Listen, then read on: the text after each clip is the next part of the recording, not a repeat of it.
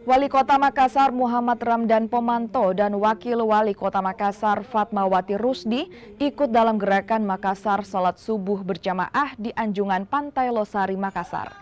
Selain untuk meningkatkan ketakwaan di bulan Ramadan, gerakan Makassar Salat Subuh berjamaah ini juga sebagai ajang konsolidasi pemerintah kota dan masyarakat.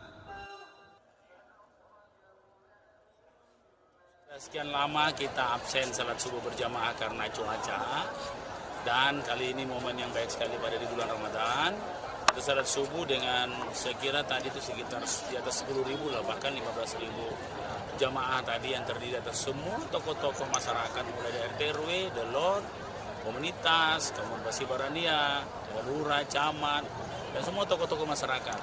Ini adalah sebuah konsolidasi kota sekaligus berkekuatan keimanan di saat-saat Ramadan seperti ini, sehingga informasi-informasi baik itu informasi yang sifatnya perkotaan maupun informasi sifatnya dakwah itu bisa sampai secara merata di semua kota Makassar. Konsolidasi ini perlu untuk bagaimana membuat kota ini resilient lewat masyarakat yang resilient. Ya, termasuk namanya baik untuk semua itu adalah termasuk disabilitas. Kita lihat alim ulama dari berbagai mazhab ada di sini, semua ada di sini, ya. Dan semua bersatu untuk